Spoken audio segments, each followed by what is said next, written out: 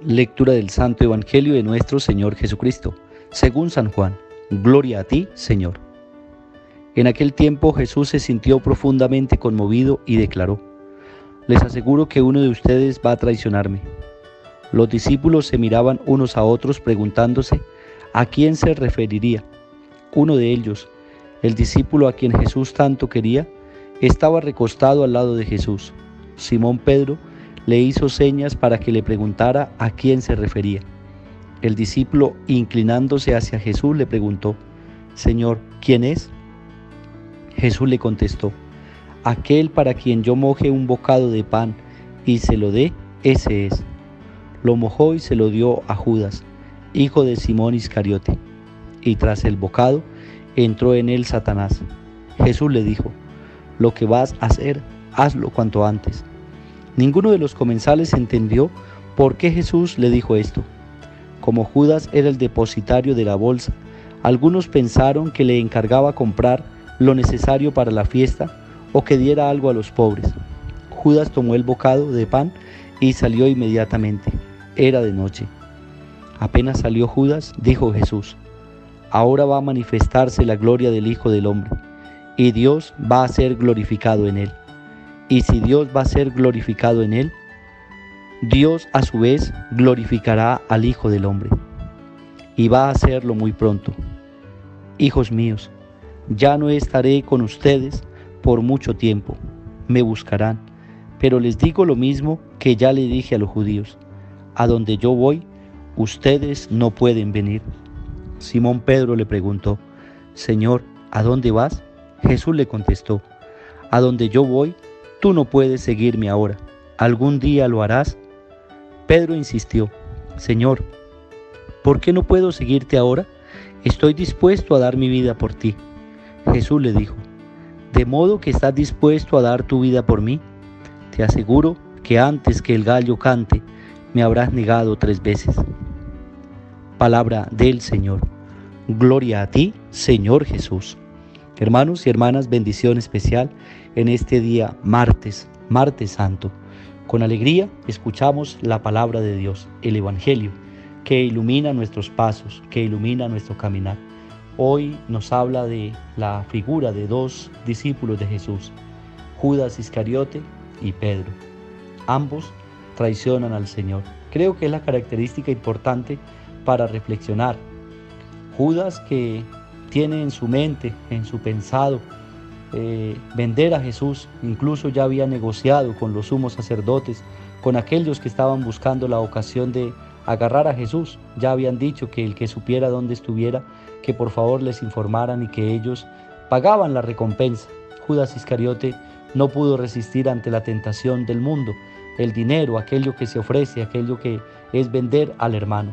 No fue capaz de permanecer fiel, de permanecer firme en el seguimiento de Jesús, y por unas cuantas monedas vendió al Salvador, vendió a su Señor. Y por eso Judas decide entregar a Jesús. En este caso resalta una figura importante o un significado importante, que es la noche. Dice que el Señor, con gran tristeza en su corazón, le está contando a los discípulos: alguno de ustedes me va a traicionar. Inmediatamente empiezan las preguntas. Mire lo curioso del Evangelio: todos los discípulos saben o tienen en su mente que alguno de ellos puede estar fallando, o sabían que había alguna situación de oscuridad en su vida, y por eso uno a uno empieza a preguntar: ¿seré yo? Y Pedro pues ve a Juan, que está recostado al lado de Jesús, y le dice: pregúntale al maestro quién es. Y Jesús inmediatamente saca de dudas a Juan. No dice que al grupo, sino solamente a Juan, aquel al que yo le dé el bocado, al que le voy a mojar en el plato y le dé el bocado, ese es. Y entonces lo hace y le da a Judas Iscariote. Y entonces inmediatamente el Señor, Judas Iscariote, recibe el bocado y sale. Dice que ahí mismo donde recibió el bocado, no entró la salvación para Judas, entró fue la condenación, la muerte. Y una vez que Judas salió, era de noche. Es decir, no había encontrado la luz, no había encontrado la salvación, no había encontrado la plenitud de su vida. Estaba en tinieblas, oscurecido por el pecado. Luego viene la segunda figura, Pedro, que Pedro dice, Señor, ¿y para dónde te vas? Jesús les está contando todavía con esa tristeza en el corazón, me voy, pero a donde yo voy ustedes no pueden venir por ahora. Y Pedro le dice, Señor, pero ¿cómo no te puedo seguir? ¿Cómo no puedo ir contigo? A donde tú vayas yo voy, incluso estaré dispuesto a dar mi vida por ti. Y el Señor le dice, antes de que cante el gallo, tú me habrás negado 3 veces. Y entonces ahí está la segunda parte de la negación. Recordemos que la escena de la negación de Pedro a Jesús también es en la noche, también es en la oscuridad. Todo este sentido de actuar en la oscuridad, en las tinieblas, es porque no se han encontrado plenamente con Jesús. Pero aquí quiero que resaltemos una diferencia grande entre Judas. Judas no fue capaz de salir de la oscuridad. En cambio, Pedro pudo salir de la oscuridad. Cuando nos dice la palabra de Dios, Pedro, cuando se acordó de las palabras de Jesús, lloró amargamente.